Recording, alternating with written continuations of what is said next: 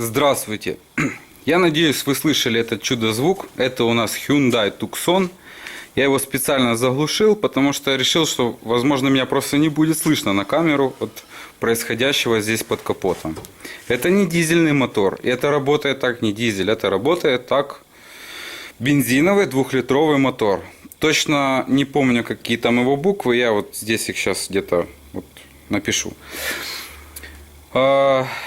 Человек ездит с этим стуком давно, как бы интересно, конечно, что это за стук, но скорее всего это громыхает натяжитель цепи и сама цепь.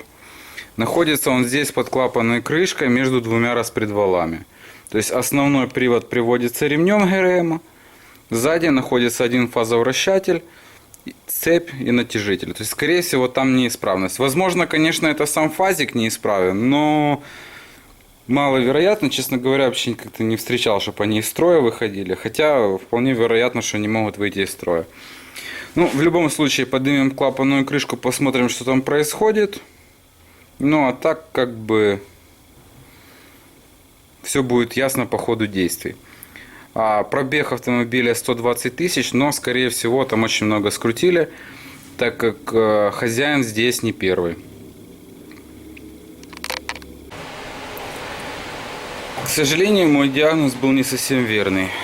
Первое, что хотелось бы показать, мотор в ужаснейшем состоянии внутри, в отложениях, даже не лаковых, черных, ну, скажем так, такого состояния моторы мне не попадались, ну, годик точно, наверное, чтобы он внутри был, может даже и больше в таком состоянии. Да, я видел, конечно, гораздо хуже состояние, но...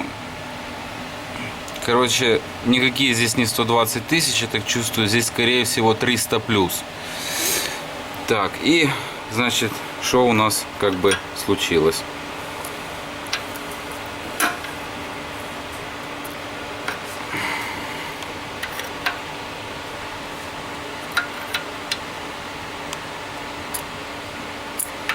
То есть я надеюсь, видно, что один распредвал стоит, а другой вот я рукой, я особого усилия не прилагаю.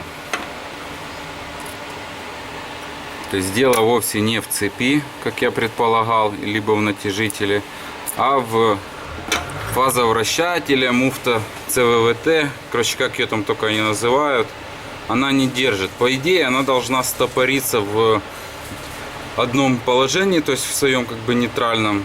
Потом, когда открывается подача масла, стопор отодвигает, ну, то есть, как бы его давлением отодвигает, и она смещает под давлением туда, куда там ей необходимо, грубо говоря, распредвал. А в этом случае она просто телепается туда-сюда. Вот, как бы, основная причина стука. Вопрос в другом. Почему вышла из строя эта муфта?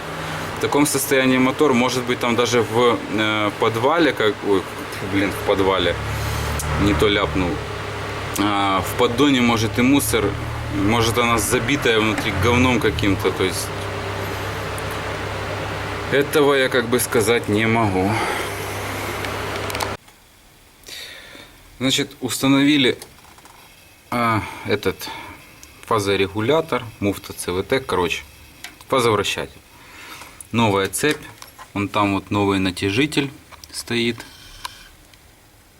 надеюсь, видно. Немного помыл бугеля и распредвал, чтобы хоть чуть-чуть здесь чище было. Хотя, может, как бы на такое загрязнение оно особо роли не сыграет, но все-таки. И при затяжке распредвалов 8 ньютон-метр. На всякий случай покажу, что вот он маленький динамометрический ключ, который позволяет осуществлять затяжку с таким усилием. С резьбой одного болта произошло вот такое. Я ее просто вытащил вместе с болтом. Поэтому немного и не показывал как бы процесс, потому что хотел показать там какие-то процессы. Ну, в плане того, как устанавливается и все. Потом решил попробовать сначала затянуть, рассказать, а потом у меня просто была мотанина, скажем так, решение данной проблемы. Решил я ее путем установки вот такой вот так называемой пружинки. она вставляется, то есть специальным мячиком проходится, вкручивается, и это уже получается новая резьба, уже не алюминиевая, а железная. Точнее, если не ошибаюсь, они делаются из нержавейки. Спасибо ребятам, которые помогли. Если вы сейчас смотрите, то я просто благодарен вам за предоставление данной штуки, потому что как бы на 6 даже срочно купить нигде не получалось. Надо было ждать несколько дней. Так, установочные метки у нас вот здесь вот. И вон еще одно цветное звено. К сожалению, показать я не смогу, так как метка контрольная находится вот сейчас под звеном. Оно ложится на него. Ну, теперь как бы финальный аккорд. Вынимаю из натяжителя плунжер. Так, и сейчас хочу вам вот продемонстрировать, что беру ключ. Так, вот где-то у нас раз, вот как бы два распредвала шевелятся одновременно. Надеюсь, что это хорошо видно. Вот. Играет сейчас цепь, потому что нету масляного подпора от натяжителя. То есть еще мотор не заводился, там масла в нем нету. Но бывалого вот как бы люфта между распредвалами уже нету. Теперь мы сейчас будем собирать это все дело на место. Вот так теперь работает данный агрегат.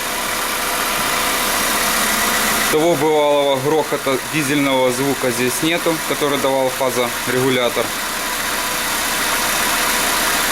Теперь у хозяина не будет спрашивать, дизельный ли это автомобиль.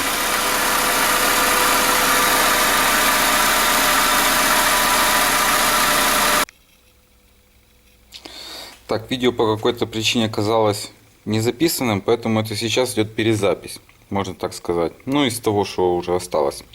Значит, хозяин оставил муфту, я ее решил разобрать. Значит, оказалось там следующее.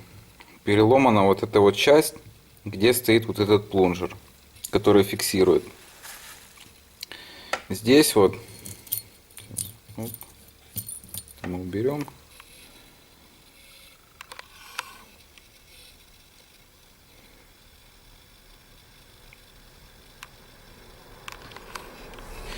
Так, я надеюсь, что сейчас будет видно, что вот здесь вот выработка.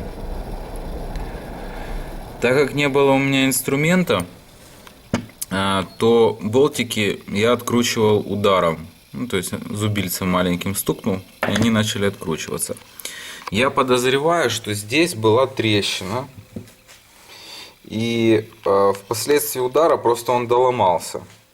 Потому что, ну, как бы он был зафиксирован, там был какой-то подпор, и он поломался. Почему была трещина, я думаю? Потому что вот эта часть стоит неподвижно, выстреливает из нее вот этот вот, вторая часть, можно так сказать, плунжера, она под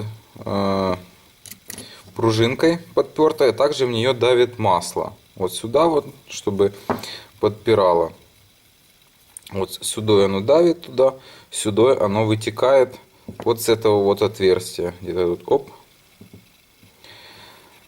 и вот в этой вот части, вот я надеюсь, что сейчас будет видно.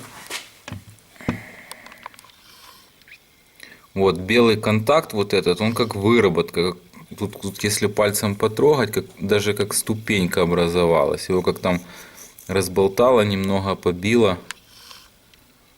Вот оно натертое. Оно там не крутится. А вот такой след, как будто его там вот эту часть неподвижную, там, то есть как бы она имела какой-то шат, и его там колбасило. То есть вполне вероятно там по какой-то причине образовалась трещина. То есть эта часть сидела неплотно, ее могло там как-то немного подкашивать, что она не защелкивалась вот в этом месте стопора. И поэтому стоял грохот. Я сомневаюсь, что он приклинил, потому что, ну, то есть я его разобрал, он там ходил довольно-таки, как бы, легко. Правда, когда муфта стояла на распредвале, я ее крутил, а потом она как бы типа подфиксировалась, но все равно у нее был люфт, но уже не настолько большой. То есть где-то оно попало, может здесь где-то зацепилось. Ну, то есть все равно эта муфта отправляется в металлолом.